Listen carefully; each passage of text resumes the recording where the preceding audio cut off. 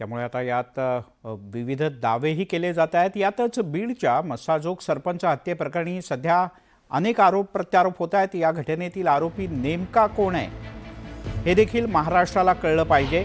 या घटनेत अनेक आरोपींना अटक केली असून अद्याप एक आरोपी फरार आहे। या प्रकरणी कठोर कारवाई झाली पाहिजे।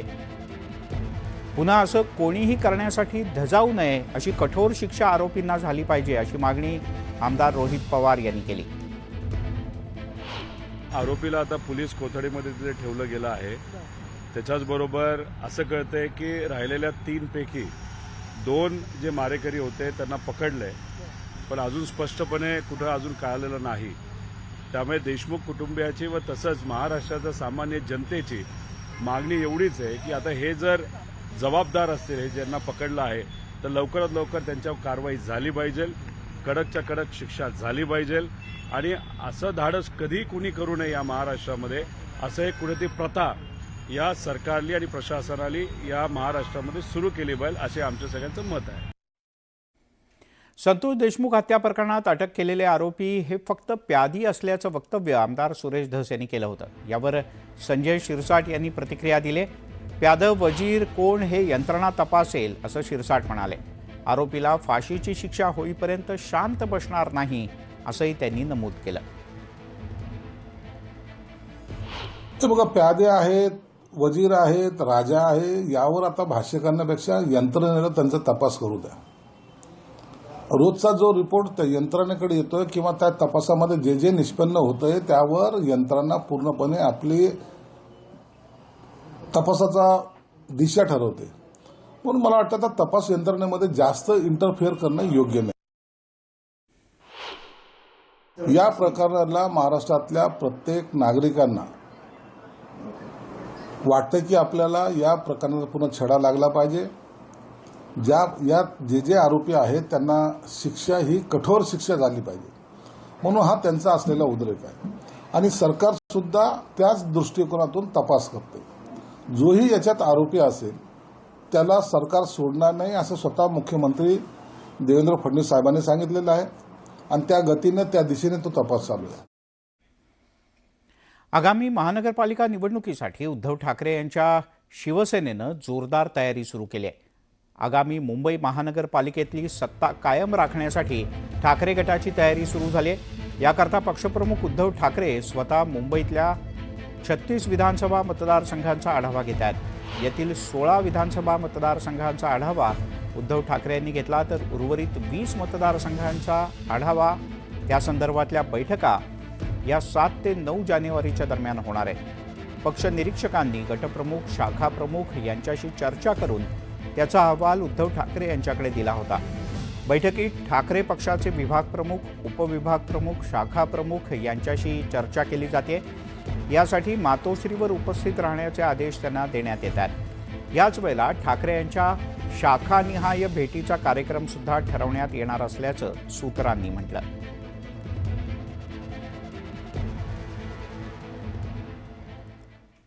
मराठी आणि हिंदीचा वाद ठाण्यानंतर आता पुण्यात पेटलाय। मराठी कर्मचारी वर्गावर अन्याय करणाऱ्या टीम लीडरला मनसे स्टाईलनं चोप देण्यात आला।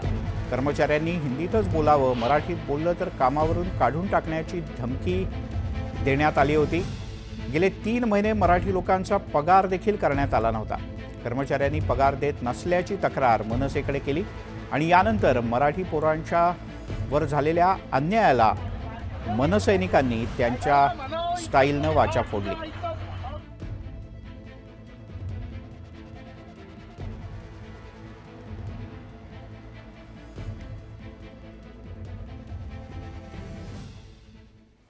यासोबतच बुलेटिनमध्ये घेऊयात एक छोटासा ब्रेक। पाहत रहा मुल्लुख महाराष्ट्र।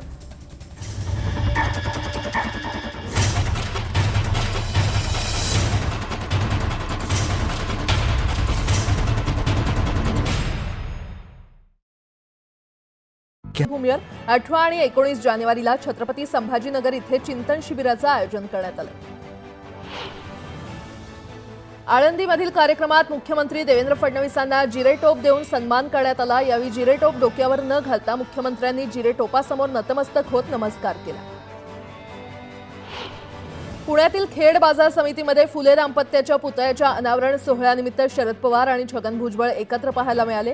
यावेळी शरद पवार आणि भुजबळांनी एकाच कारमधून प्रवास केला। पुण्याच्या चाकणमधील कार्यक्रमात शरद पवारांनी कार्यक्रम पत्रिकेवरही काही मजकूर लिहून ती कार्यक्रम पत्रिका शेजारी बसलेल्या छगन भुजबळ यांना वाचायला दिली। शरद पवारांनी जे लिहिलं ते छगन भुजबळांनी वाचलंही। दरम्यान पवारांनी भुजबळांना काय संदेश दिला याची चर्चा राजकीय वर्तुळात सुरू झाली आहे। चाकणमध्ये आल्यानंतर शरद पवार जुन्या मित्राच्या घरी रमल्याचं पाहायला मिळालं। माजी आमदार राम कांडगे यांच्या कुटुंबियांची भेट घेत पवारांनी त्यांची आस्थेनं चौकशी केली।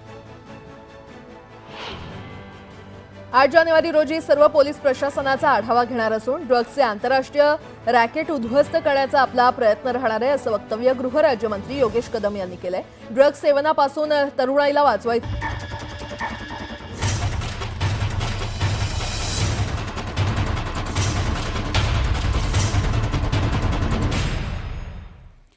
आपण पाहताय मुल्लुख महाराष्ट्र। वळूयात पुढच्या काही बातम्यांकडे। उमरेड पवनी कराडला अभयारण्यातील गोठवण गाव इथे गेटच्या जवळ एक वाघीण आणि तिचे 5 बछडे पर्यटकांच्या आकर्षणाचा विषय ठरले। उमरेड पवनी या अभयारण्यातील प्रसिद्ध F2 या वाघिणीला तिच्या 5 बछड्यांसह रस्त्यात फिरत असताना तिचे काही फोटो आणि व्हिडिओ काढण्यासाठी जंगल सफारीवर असलेल्या पर्यटकांच्या जिप्सींनी समोरून आणि मागून घेरलं होतं। याचा व्हिडिओ समाज माध्यमात मोठ्या प्रमाणात व्हायरल झाला। यानंतर या प्रकरणात जिप्सीचे 4 चालक 4 गाईड यांना 7 दिवसांसाठी निलंबित करण्यात आला आहे। चालकावर 2,500 तर गाईडला 450 रुपये प्रति व्यक्ती दंडही ठोठावण्यात आला आहे।